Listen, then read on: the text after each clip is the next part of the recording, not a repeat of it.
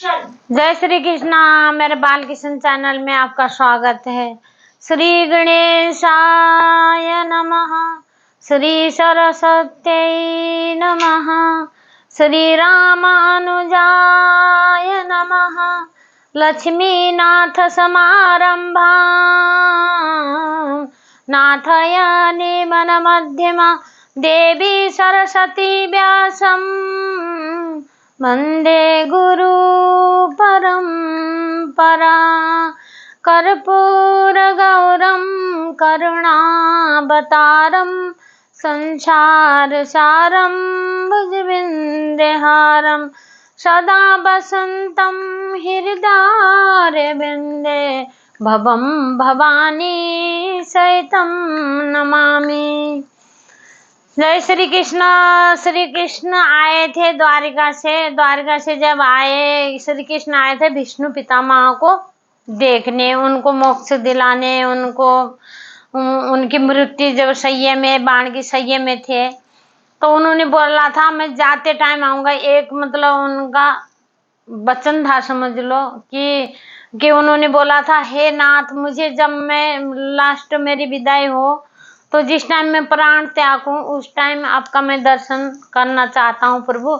वैसे विष्णु पितामह को मुंह मांगी अपनी इच्छा अनुसार मौत का वरदान था उन्हें, तो वो जैसी मौत चाहते थे ऐसी मौत उनकी हो सकती थी। पर वो चाहते थे कि मैं मरते टाइम द्वारिकाधीश किशन का चेहरा ध्यान करूं, वो मेरे सामने लास्ट में निकट में मेरे प्राण त्यागने के निकट आ गया, अब मुझे उनसे मिलना चाहिए बोल के वो ध्यान कर रहे थे। जैसे ध्यान कर रहे थे द्वारिकाधीश भी आए थे कि विष्णु पितामह को देखने मुझे जाना चाहिए। तो रास्ते में मिली थी कुंती बुआ। कुंती बुआ ने बोला था विपत्ति मुझे दो, तो उन्होंने बोला कि बुआ ये क्या कह रही हो, विपत्ति कैसे, कोई कि आपने लिए कौन विपत्ति मांगता है, सब तो कहते हैं भाई हमारा अच्छा हो, ये हो वो हो। तो आप ही एक ऐसे आप ही हो कि भाई जो विपत्ति मांग रहे हो, विपत्ति मैं नहीं दे सकता बुआ, आप मेरे बुआ हो। तो बोली कुंती बुआ का कहना था आपने मेरे को, मैं जब मैं विधवा हो गई थी, जब मेरे छोटे छोटे बालक थे, बहुत छोटे छोटे थे, तो 5 बच्चों को मुझे पालने में बहुत दिक्कत थी, आपने मेरा साथ दिया, आपने कहाँ वनवास गए, कहाँ कुटिया बना के रहे, कहाँ क्या करा, कैसे कैसे बच्चों को मैंने पाला। तो बोली कि अब आपको विपत्ति जब दोगे तभी मेरे मुंह में आपका नाम रहेगा, मुझे विपत्ति चाहिए। फिर मेरी द्रौपदी की आपने लाज रखी, मेरी द्रौपदी का जब वो हो गया था हारी, वो विष्णु पितामह ने तो कुछ भी नहीं कर पाया, विष्णु पितामह देख रहे थे वहां बैठ के सभा में, तो आपने उनकी लाज बचाई द्रौपदी की। द्रौपदी हार गए थे, 5 भाई पांडव द्रौपदी को जुआ में हार गए, हारे धोखे से थे, वैसे भी वो धोखे से हारे थे। शकुनी के पिताजी के हड्डी के पासे बने हुए थे, वो जो पासे फेंके थे वो फेंका था शकुनी ने पासा फेंका था, धोखे से मतलब हराया था उनको 5 भाई पांडवों को। तो बोले थे फिर जब बोले कि दुशासन के बोले कि भाई ले आओ द्रौपदी को, तो उन्होंने जुआ हारने के बाद, सब कुछ हारने के बाद द्रौपदी को दांव में लगा ही नहीं सकते थे, वो तो खुद को हार गए थे। खुद को हारने के बाद वो किसी और को कैसे दांव में लगा सकते हैं। अगर ये पसंद आए तो विष्णु पितामह जब भी चुप थे, जब द्रौपदी को ले आए खींच के, मतलब वो सही हालत में लेडीज औरतों को, मतलब स्त्रियों को डेट जो होता है उस टाइम में थी, बाल खुले थे, उसको खींच के ले आए थे। खींच के बाहर ले आने पे तो बोला था कि इसके साड़ी उतारो, इसके नंगा करो, बेवस्त्र करो इसको, इसके वस्त्र सारे उतारने चाहिए। जब बोला था, जब द्रौपदी रोती हुई आई, गुरु द्रोणाचार्य बोलो पितामह बोलो, तुम्हें तुम्हारी बहू पूछती है। पांचों पतियां मेरे हारे है जुआ, महलों की रानी लूटी जा रही है। चुपचाप बैठे थे, वो पुकारती है कि बोलो अब तुम्हारी बहू के साथ क्या हो रहा है, कैसे तुम्हारी बहू का वस्त्र उतार रहे। जब पितामह ऐसे सिर करके नीचे की ओर सिर करके बैठे हुए थे, कुछ नहीं बोले। तो फिर उन्होंने पुकारा था, कहाँ जा छुपे हो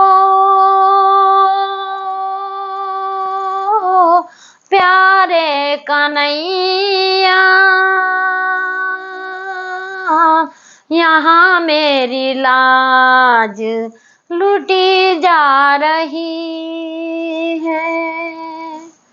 जब पुकारा उन्होंने, द्वारिकाधीश को पुकारा, जब आए थे साड़ी खींचे जा रहे थे, साड़ी पे खींच के जब दुशासन हार गए थे, साड़ी खींच के, द्रौपदी की, तुमने मेरी द्रौपदी की लाज बचाई। फिर तुम विष्णु पितामह से मिलने गए, विष्णु पितामह से द्रौपदी को मिलाया और जाना था दुर्योधन की पत्नी को जाना था वहां पे।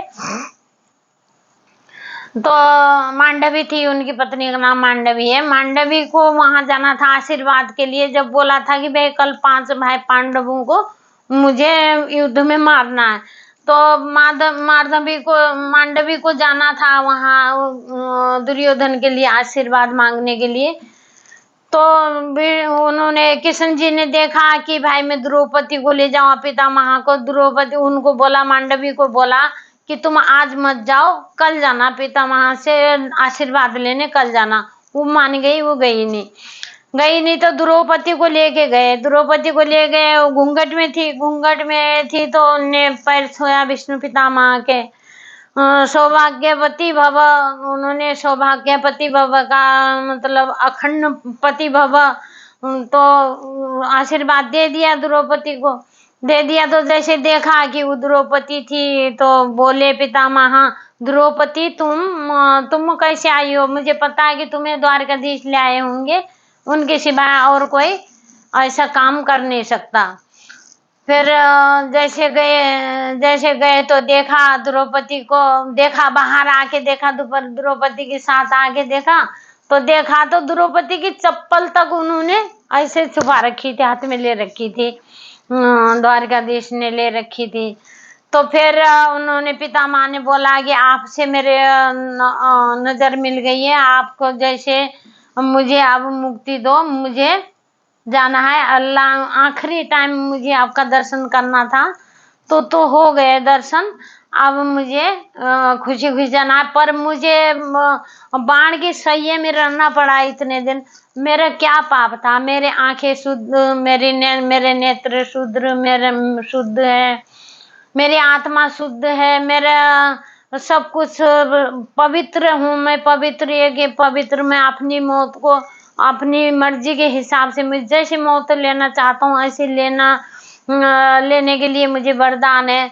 तो मेरा क्या पाप है मैं जो बाण की सैये में लेटा रहा? जब किशन जी ने बोला, देखो तुम्हें याद नहीं है, हाँ तुम पवित्र हो, तुम धर्मात्मा हो, तुम एक अखंड पवित्र हो सारे। तो अब तुम्हें ये एक चीज है कि जब तुम सभा में थे, द्रौपदी की साड़ी खींची जा रही थी, तो द्रौपदी ने तुम्हें पुकारा था। जब पुकारा था तो तुमने द्रौपदी का साथ नहीं दिया था। तुमने बोला था कि दुर्योधन का अन्न खाने से मेरी बुद्धि भी ऐसी हो गई दुर्योधन की जैसे, उसका मैंने खाया अन्न, तो इसीलिए मैं बोलूंगा नहीं, क्योंकि दुर्योधन का मैं खाता हूँ तो बोलूं कैसे? तो ये तुमने बहुत बड़ा पाप है, इससे बड़ा पाप क्या हो सकता है? ये तो पाप है बहुत बड़ा। तो फिर तुम्हें पता नहीं है कि तुमने पाप किया नहीं किया, मुझे पता है। क्यों मैं कल को भी मेरे को पता होगी, कल आने वालों को भी पता होगी। तुम रहो ना रहो, तुम्हारा जन्म कौन सा जन्म में क्या हुआ था सब मुझे पता है। तो किशन जी बोले कि जब 21वां जन्म तुम्हारा था, 21वां जन्म में तुमने राजा थे, तुम किसी देश का राजा थे। राजा तुम शिकार करने गए थे, जैसे शिकार करने गए थे, इतने इतने बूट पहन के जब शिकार करने गए थे, तो वो उसमें तुम्हारे ऊपर एक सांप आ गया था, सर्प आ गया था। उस सर्प को तुमने उसको पकड़ के ऐसे घुमा घुमा के एक कांटे के झाड़ में तुमने फेंक दिया था। और वो कांटे ऐसे थे, और तीर तो कुछ भी नहीं है। जितनी तकलीफ उसको हुई थी, पीड़ा हुई थी, तड़प तड़प के वो मरा सांप। तो उसका श्राप था कि तुमने मुझे ऐसे कांटों से घोप घोप के मारा है। तो मैं वो जैसे हिलजुल भी नहीं पाता था बेचारा, हिले तो कांटे कांटे चुभते थे, कांटों में ऐसे फंस गया था वो। जैसे तीर तो कम ही थे, तीर से भी ज्यादा घने कांटे थे। तो तुम्हें जो है कि मेरे से भी ज्यादा पीड़ा वाली मौत हो। तो ये श्राप उसने सांप ने दिया था, इसीलिए आपको ये सारी सजा भोगनी पड़ी।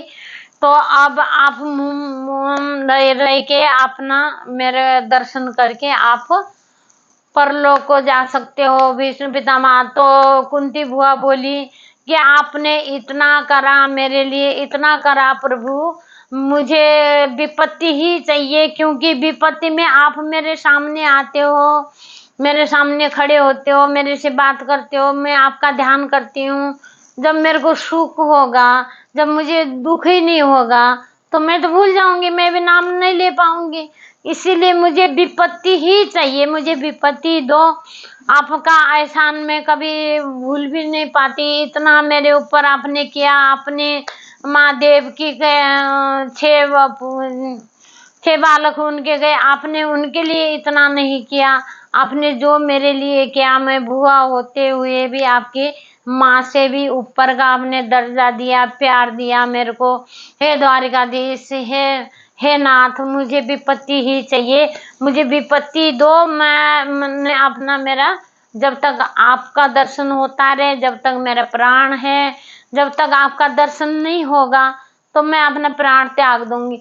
सही में जब वो कुंती बुआ ने सुना था कि द्वारिकाधीश आपने चले गए, पूरी लीला पूरी करके, समाप्त करके लीला को, और द्वारकाधीश को समुद्र में डुबा के अपने गोलोक को चले गए।